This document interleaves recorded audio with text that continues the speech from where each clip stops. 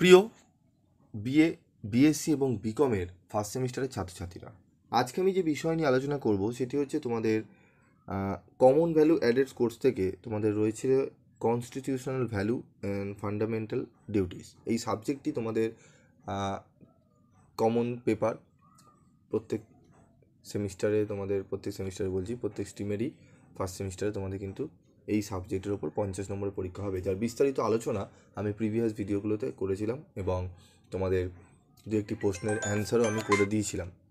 ঠিক আছে, তো সেই প্রশ্নগুলো সেই সিলেবাস এবং প্রশ্নের উত্তরগুলো আশা করি তোমরা দেখেছো। আজকের এই ভিডিওতে আমি তোমাদের 60টি প্রশ্ন দেবো, ইম্পর্টেন্ট গুরুত্বপূর্ণ প্রশ্নগুলো বেছে দেবো।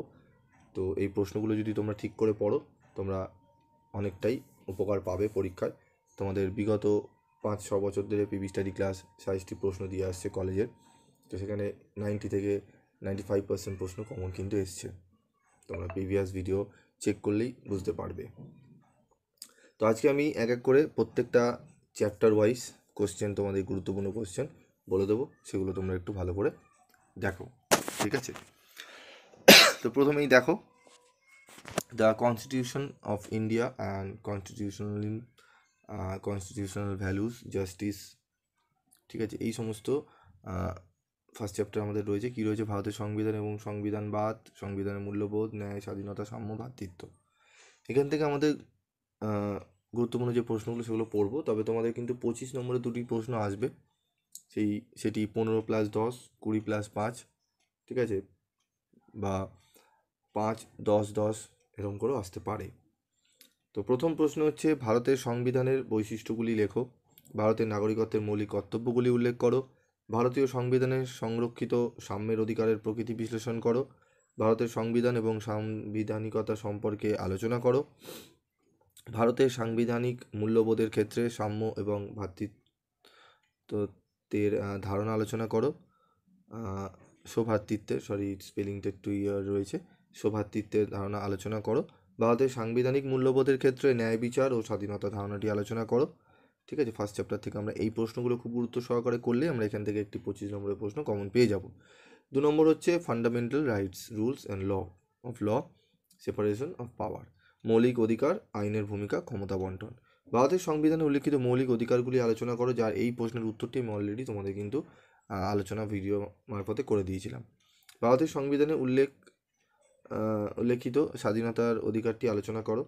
ভারতের সংবিধানে উল্লেখিত সাম্যের অধিকারটি আলোচনা করো। এই স্বাধীনতা এবং সাম্য খুবই গুরুত্বপূর্ণ প্রশ্ন, এই দুটি যদি ভালো করে পড়ে যাও এখান থেকে তোমরা কিন্তু একটি প্রশ্ন কমন পাবে। আইনের অনুশাসন কাকে বলে, এর মূল নীতিগুলি আলোচনা করো।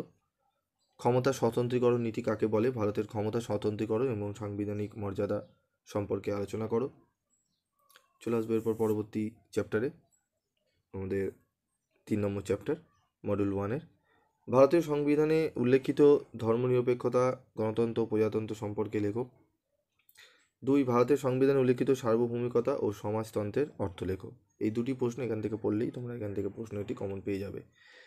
এবং মডিউল 2 থেকে আমি পরবর্তী ভিডিওতে তোমাদের আলোচনা করছি। মডিউল 2 দু একটি প্রশ্ন বাকি রয়েছে, তবে মডিউল 1 থেকে যে প্রশ্নগুলো দিলাম এগুলো ভালো করে করো এবং অনেকগুলি প্রশ্নেরই উত্তর আমি আলোচনা করে দিয়েছি। প্রায় সব প্রশ্নের উত্তরই আমি ভিডিও আকারে তোমাদেরকে সামনে তুলে ধরবো। যাদের নোটস কিনতে পারছো না, টিউশন নিতে পারছো না, চিন্তার কারণ নেই। তোমরা এই সাবজেক্টটি 50 নম্বরে জাস্ট পাস করতে হবে তোমাদের, তাই তোমাদের আমি উত্তর সহ আলোচনা করে দেবো এক এক করে। তোমরা ভিডিওগুলো ফলো রাখলেই তোমাদের কোনো টিউশনেরই দরকার পড়বে না এবং কোনো নোটস কেনারও দরকার পড়বে না। ঠিক আছে, তোমরা শুধু ভিডিওগুলো ফলো রেখো, আমি এক এক করে উত্তর দেবো। তোমরা আশা করি তোমাদের মেন সাবজেক্ট যেগুলো রয়েছে তোমরা সেগুলো পড়ে নিয়েছো। এবার তোমরা কনস্টিটিউশন ভ্যালুতে তোমরা এবং এনভায়রনমেন্টাল স্টাডিজে আমি অলরেডি 3টি চ্যাপ্টারের এমসিকিউ প্রশ্ন দিয়ে দিয়েছি, আরও 2টি বাকি রয়েছে, দিয়ে দেবো।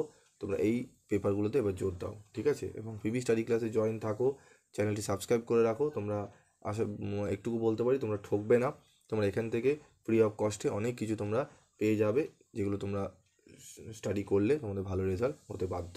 ঠিক আছে, আজকের মতো এটুকুই, দেখা হবে পরবর্তী ভিডিও ক্লাসে। সকলে ভালো থাকবে, সুস্থ থাকবে এবং অবশ্যই পিভি স্টাডি ক্লাসের সঙ্গে যুক্ত থাকবে এবং বন্ধুদের মধ্যে প্রচুর পরিমাণে ভিডিওগুলো শেয়ার করো, যাতে সকলেই যারা টাকার অভাবে পড়তে পারছে না ঠিকমতো, নোটস কেনার মতো যারা পেরে উঠছে না, তাদের জন্য বিশেষ করে এই ভিডিওগুলি খুবই গুরুত্বপূর্ণ হবে। এবং তাদের উপকারও লাগবে। তাই তোমাদের বলবো তোমরা একটু সেই সব বন্ধুদের মধ্যে শেয়ার করো।